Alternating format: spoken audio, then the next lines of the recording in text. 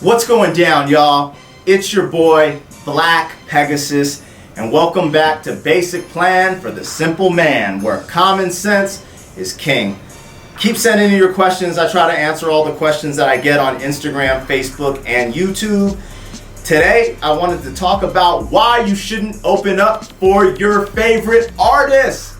Now, this is just a concept that I've come up by myself from seeing actually, I'm an artist myself, right? And I've done shows for 20 years. I've opened up for artists, and now I actually promote concerts. And the artists that hit me up to get on these concerts, a lot of the shows they want on are shows that they're fans of the artist headlining. So I wanted to address that today because I wanted to give y'all some game and why you shouldn't be opening up for your favorite artist. Now, I know it sounds kind of crazy, and don't get it twisted, it always depends, right? But I've found out, well, I'm just kind of making up this number, but from what I've seen, it seems like 80 to 90% of the people that want to open up for their favorite artist, their music doesn't fit that artist's audience. So they don't really grow. See, a lot of times artists get caught up in the fan, because a lot of artists, we all started out as fans. So if you're a super fan of this type of music, but you're not making that very specific type of music, or you don't have the same look, or there's all these little intricate details. You're opening up for this artist, getting in front of his audience, trying to earn his audience, but it doesn't fit what you're building, your brand or your audience. So you got to be cognizant and very aware of what is going on with your career and your brand. So the reason I say artists shouldn't open up for their favorite artist is because a lot of times your brand doesn't align with your favorite artist. So all I would say to artists out there is make sure when you're picking shows to get on and when you're opening up for other artists, make sure that your music and your brand aligns with their brand a little bit. Now there is this concept of, hey, I want to get in front of their audience and steal their audience. I'm such a good performer that I can make their fans my fans. Sometimes that can work. So don't say that I'm not saying that isn't possible. However, for the average person trying to get there the fastest, the most efficient way is to find artists that are doing something similar, a similar sound, a similar audience, a similar look.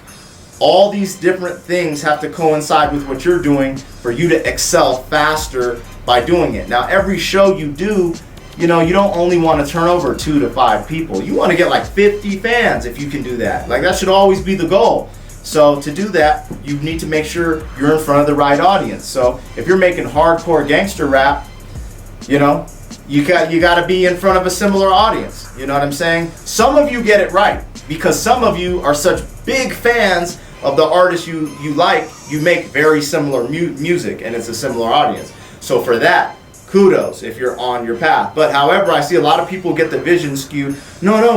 Because we're all artists, so we're all kind of delusional at times, right? They'll be like, no, like that's my favorite artist, and my stuff kind of sounds like that. It's like, your stuff don't sound like that, dog. You know what I'm saying? Really key in on your audience. Know who's listening to your music. Know your ages, your demographics. All these analytics are online. Study them. You know what I'm saying? If it lines up with the artist you want to open up with, that just happens to be your favorite artist, so be it. But a lot of times, that's not how it works. I've had to learn that the hard way. So hey, just wanted to give you guys a little bit of game. Stop opening up for your favorite artist. Nah, not really. If it lines up with your audience and your brand, then do it. But be more aware and realistic with yourself and look at things. Look at your audience, look at your analytics, look at all these things before you start booking shows to open up for people so you can move your career faster. It doesn't really matter if you're in front of a sold out crowd if no one's really vibing to your music. And you always learn after you perform because you always go back to your merch table, and if people aren't trying to get your autograph or trying to buy your music or your merch, you can be like, yo, I just look at this picture, 1,000 people, 500 people sold out. Who cares? Who cares if those people aren't get retention? If they're not streaming your music, buying your merch, if they didn't like it, it might help your brand, the perception of your brand look hot, which is a good thing as well. That is valuable and worth money. But the back end, knock out home runs. Get in front of sold out shows with people that are more specific to your audience and demographic. Anyways, this week, you know, I crossed a couple things and been seeing a couple things online. I just wanted to address that, and hopefully it helps some of you guys out. You know, some of you guys are already on your path. Some of your favorite artists do align with the music you're making, so it's all good. I'm not knocking people. You know, that's just a title to get people to watch the video. But these are real things that I think artists at the beginning stages need to be aware of, and it will help your career. So with that being said, much love, light. It's your boy, Black Pegasus. Basic plan for the simple man, where common sense is king. Anyways, I'm out of here. If you guys have any more questions, feel free to put them in the comments of my Facebook, my Instagram, and my YouTube, and I will try to answer questions every week. So with that being said, I'm out of here. BKG, and to the death of me, like, share, and subscribe. Peace.